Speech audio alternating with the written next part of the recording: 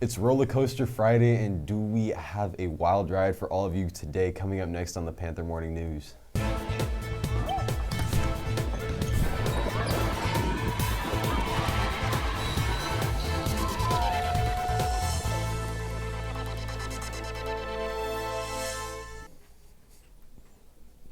Top of a morning to you, St. Mary's. I'm Mark. And I'm Colin. And you might have guessed, it's St. Patrick's Day. Colin, you're not wearing any green. Sorry, Mark. I'm so sorry.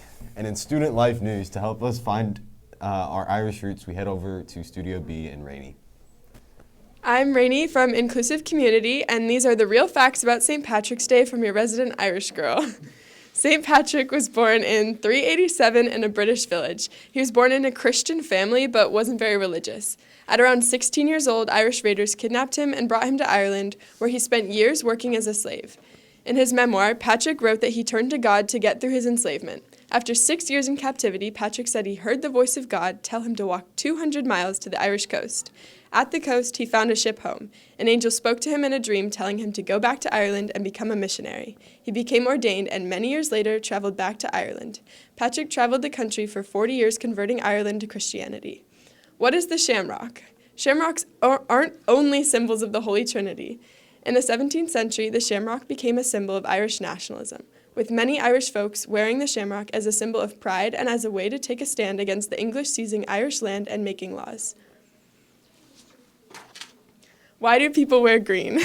Green is one of the colors in Ireland's flag, and the country is known as the Emerald Isle.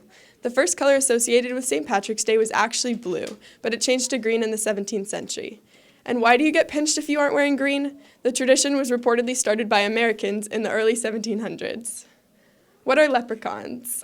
Leprechauns are mythical creatures that first came to light in Irish folklore as far back as the 13th century.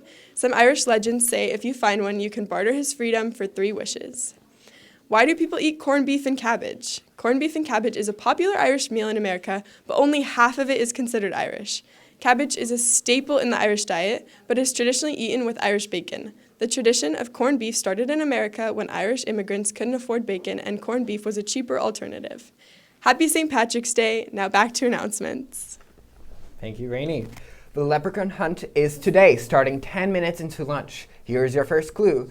Chilling with my mates, let's get a breakfast plate. Hope you find the gold at the end of a game's rainbow. If anyone traveled over Enrichment Week and brought home extra toiletries from the hotel, please bring them to Miss McCormick in the sacristy so we may share them with our homeless brothers and sisters. Remember, when it's offered for free, let's help others in need. And let's head back over to Studio B. Oh, nope. Excuse us. Well, Operation Rice Bowl started yesterday. Remember, throughout the season of Lent, we are asked to increase our fasting, prayer time, and almsgiving. There's a special homeroom competition with Operation Rice Bowl.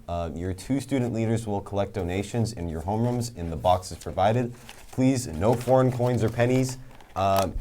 In honor of St. Patrick's, we prefer donations of greenbacks. Mm-hmm. Thank you, Really Arjun. struggled there. Yeah, but it's okay because we're winning. Right, we are winning. Yeah. Guys, pick it up. Please know about all. Please know that all monies will go to Catholic Relief Services to buy rice for people in third world countries. And hey, Panthers, the blood drive is 11 days away. If you are 16 or older, please sign up to help save lives with your generous donation. Parent signature is required if you're under 18. Join us at break or lunch in the shade for more details and to sign up for an appointment time. We now have 30 free donors, so a delicious brunch will be provided to all donors on that day. If you have any other questions, please see Ms. Harkness or Ms. Chua.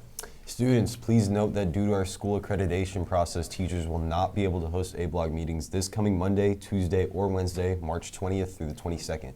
Please seek help during A-Block today if you anticipate a need for support. A-Block will resume as scheduled on Thursday, March 23rd. And in counseling news, attention freshmen. On Monday, you and your adults have been invited to a Zoom meeting with the counselors to discuss course selection for the next year. Check your email for the link. See you at 6 p.m. on Monday. And here is Arjun with your Panther Athletics. Today at Tilden Park, our men's golf team, led by Marlon Jones and Max Canny, defeated the El Cerrito Gauchos by a whopping score of 119 to 164. Actually, that was yesterday, but the boys tennis team won again yesterday, defeating the Salesian Pride by a score of 7-0. Go Panthers. And this afternoon, softball travels to San Leandro, and they have a 2:10 early dismissal. Varsity baseball hosts Deer Valley here at Brady Park, and boys volleyball hosts Salesian at 5:30 p.m.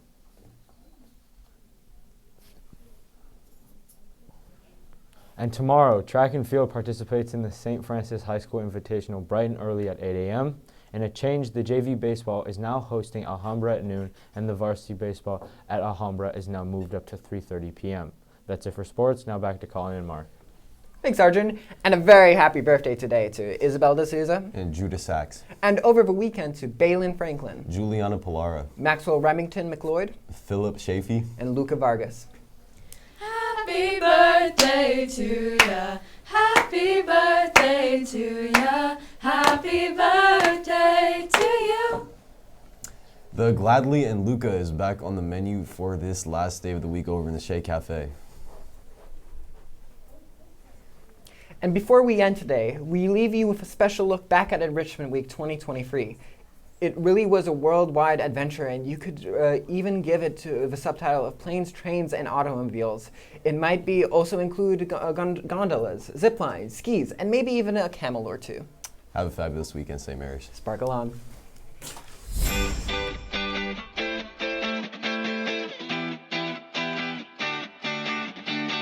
Whoa.